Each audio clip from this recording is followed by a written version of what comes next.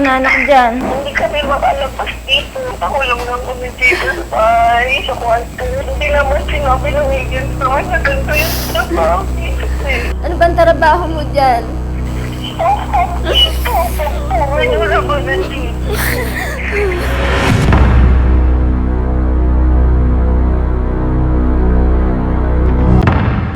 Human trafficking is a major problem facing the Philippines, affecting as many as 100,000 kids across the country.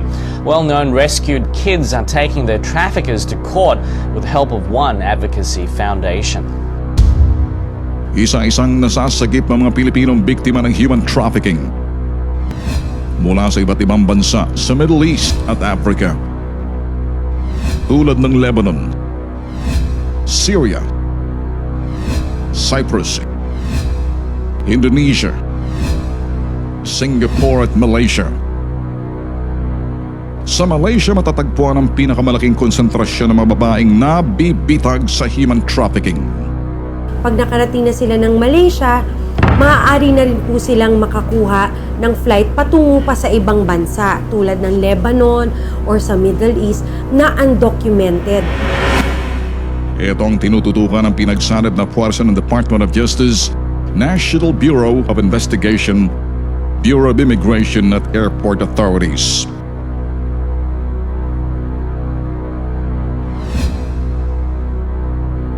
Itinuturing ngayong hotbed ng mga makabagong headhunters ng human trafficking ang Pilipinas.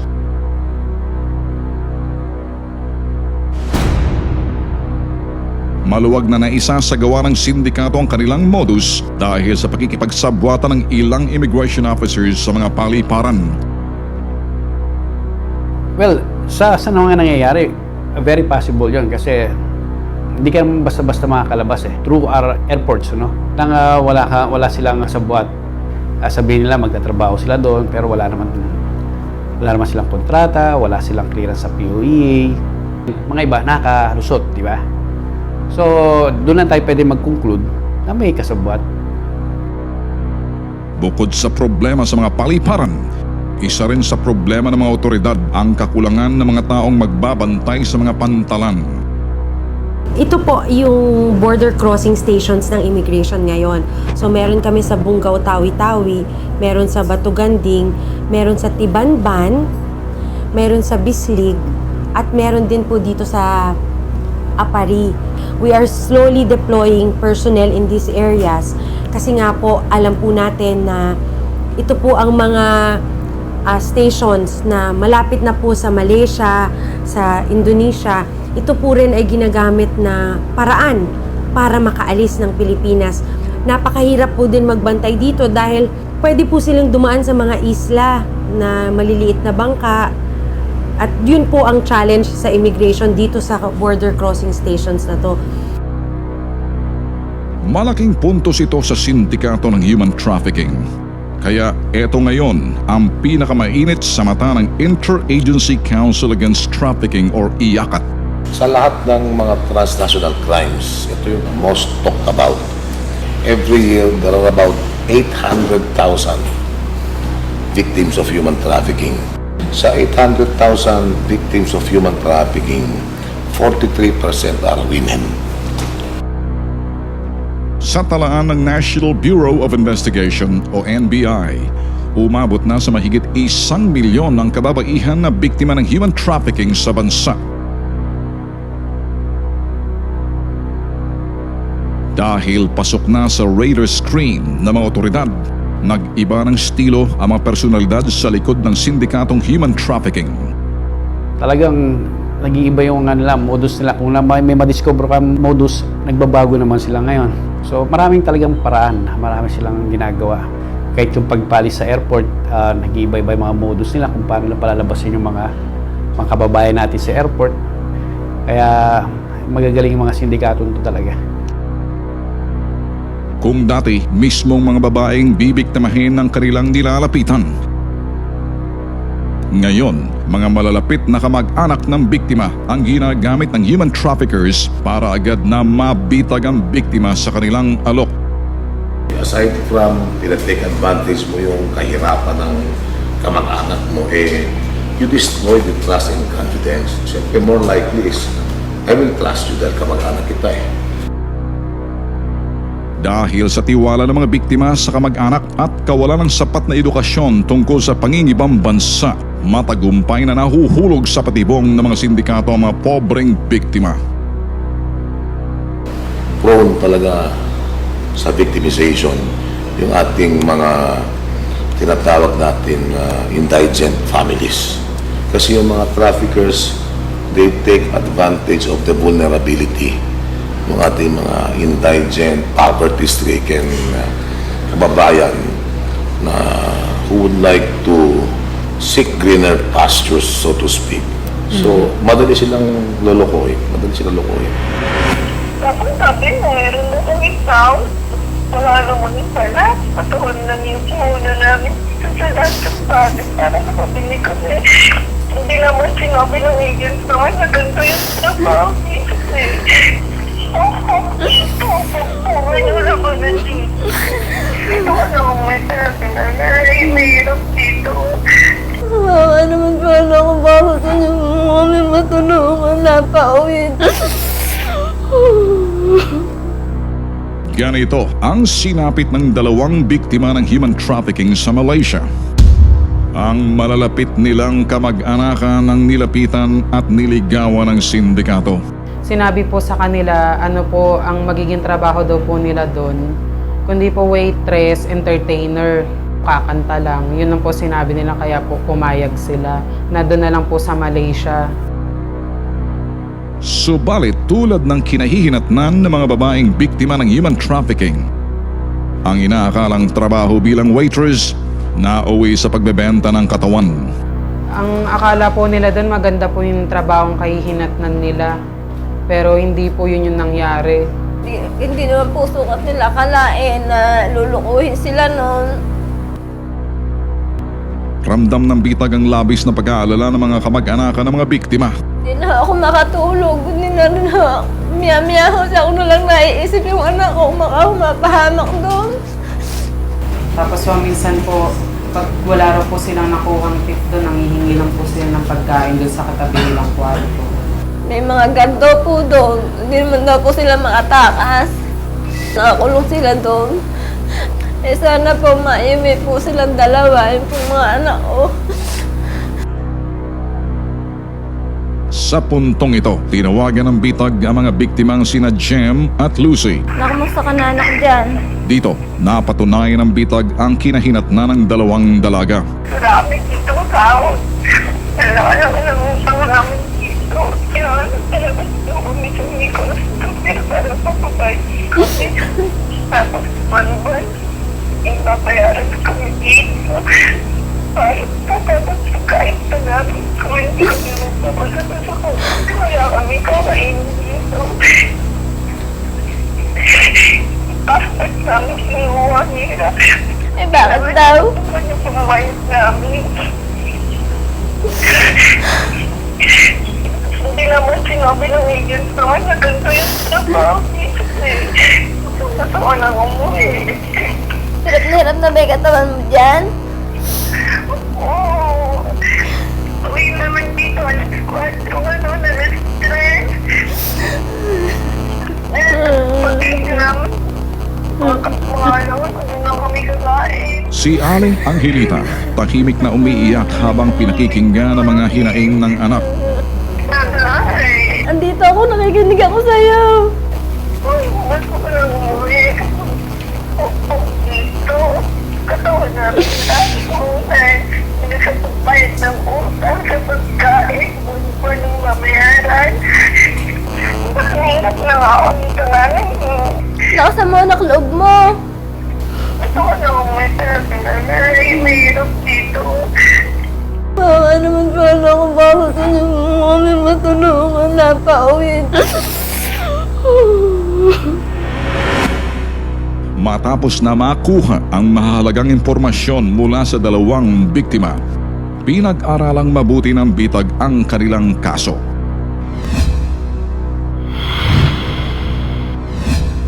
Agad na inilapit ng bitag sa DOJ, iyakat ang kaso ni na Jem at Lucy. Sila po yung dalawang, ito po yung Nangingi po kami, sir, na tulong sa inyo kasi po tumawag po sa akin yung anak ko eh. Nangingi po sila ng tulong. Hirapan na daw po sila. Sino man nag-recruit sa kanila rito? Ano po pangalan, Sir Roda, tsaka po ano po pangalan isa? Doon po Saan sila ni-recruit? Sa probinsya nyo? Doon po sa probinsya namin, sir. O, ikwento nyo muna paano sila nakarating sa Malaysia. Eh, doon daw po sila dumaan ng Zamboanga. Sila ba first time nakarating sa Zamboanga? Opo, sir, kasi po hindi naman po nalalayo yung anak ko sa akin. O, ngayon, meron mas sumalubog sa kanila dun. Meron daw po, sir, isang babae. Babae. Babaeng pulis daw po, sir. Babaeng pulis. Dumaan daw po sila ng Awi-Tawi. Oh, from Zamboanga, nagtawi-tawi pa sila. Opo, sir. Paano naman sila nakarating sa tawi-tawi? Baka po. Teka muna, sabi nyo nasa Malaysia ang amo yung anak nyo, sa kayo nga po. Paano kayo nakakakontak sa kanila? Eh, tumatawag po sa amin, sir, yung ano. Tumatawag sa Opo, inyo? mahirapan na daw po sila doon. Hindi po sila kumakain. Hindi kumakain. Kinilala din ng iyakat ang mga tinatawag na headhunters ng sindikato ng human trafficking na siyang nag-recruit sa dalawang biktima. Bakit nyo kilala yan si Jacqueline? Nagpakilala daw po yung isa. Nagpasa-pasa po sila. Sino nagpakilala kay Jacqueline? Yung pong Roda. Si Roda. Opo. Ito yung si Roda. Roda po. Roda, yun yung taga Nueva Ecija. Opo, Roda Pilisado po. Oh. Ang Malaysia ho, malaki pa sa Pilipinas yan eh. Saan daw banda sa Malaysia?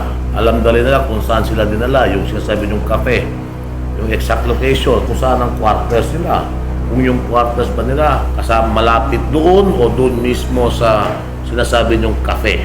Yan ang dapat malalaman natin bago kami magplano kung sakasakali yung iyakat pupunta doon, tingnan namin yung sitwasyon nila at maglo-launch kami ng rescue mission. Naggagawa kami ng tinatawag tracking team. Ang tracking team, ginawa na namin ito noon, nakikipag-coordinate kami sa counterpart namin doon. Kadalasan po yung Interpol sa Royal Malaysian Police para ilolocate ito. Tinawagan din ng hepe ng iyakat na si Attorney Liado ang mga biktima sa Malaysia. Huwag ka muna umiyak. Tibayin mo loob mo. Ginagawa na namin lahat upang i-rescue kayo. Anong pangalan ng cafe? MR2. Sino ba sa pagkakala mo may-ari dyan?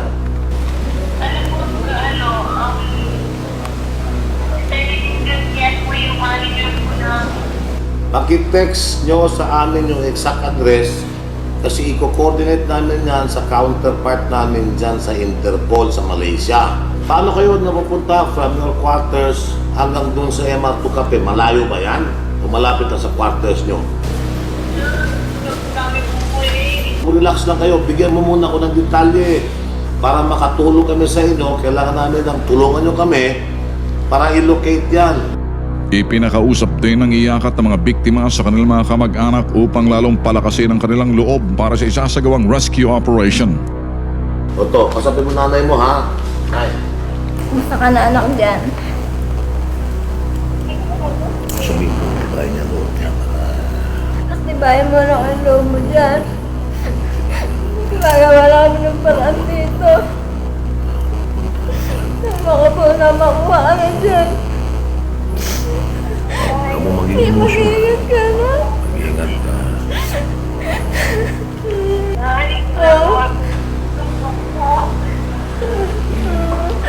Anak, mag-iingat ka. Kaya sana ako gagawin po.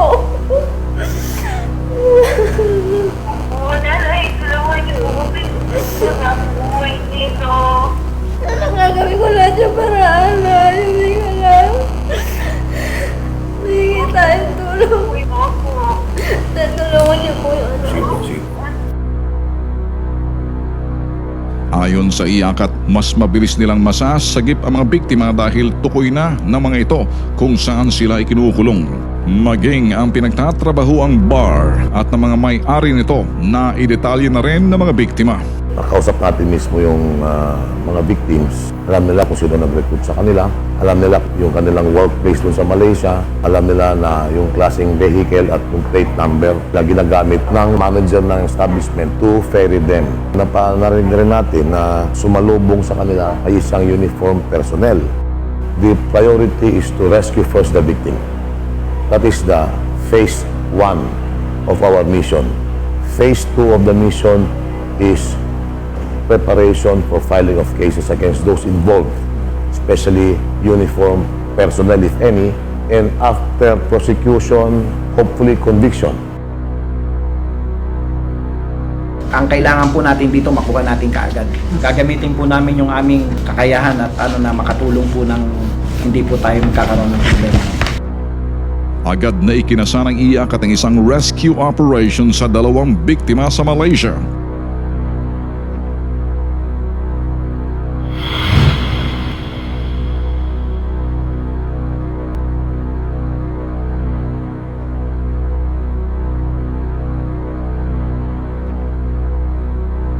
Matagumpay na nailigtas ng IACAT ang mga biktima.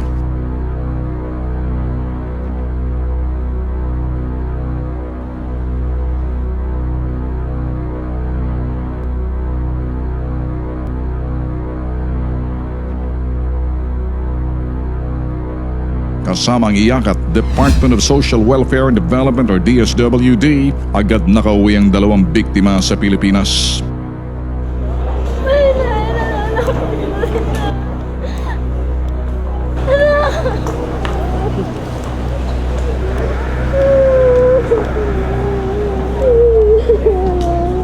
Salamat po. Salamat po sa lahat na nagligtas sa kanila. Lalo na nasa bitag at natulungan kami rito at nagkita rin kami ng apo ko. Salamat po sa inyo. Hindi muna sila namin papayagan umuwi sa kanilang mga tahanan. Sila muna ay nasa protective custody ng IACAT. Dahil sila po ay mga vital witnesses ng gobyerno para sa kasong isampa natin sa mga involved sa sindikato.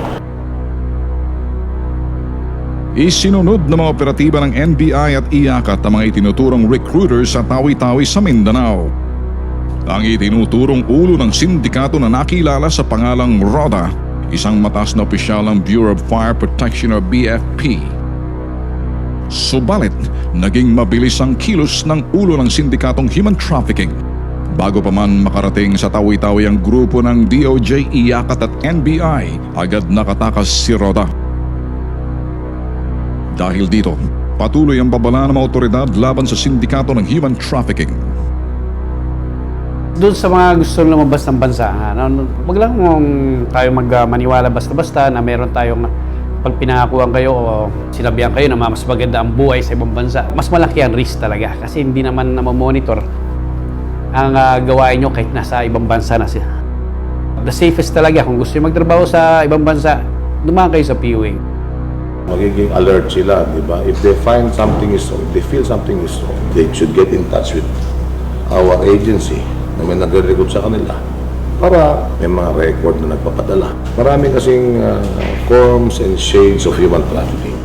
Babala na po sa mga kababayan natin. Una, kapag kayo po ay pinagsisinungaling nung nagre-recruit sa inyo at tinuturuan kayo na ganito ang isagot mo sa immigration, ganito ang isabihin mo pagdating mo doon, yun po ay malaking bagay na signal na either illegal recruiter ang kausap nyo or human trafficker. Dahil kung lehitimo pong employment ang naghihintay sa inyo, wala po kayong dapat ipagsinungaling, wala po kayong dapat ipagpanggap sa pag-alis ninyo.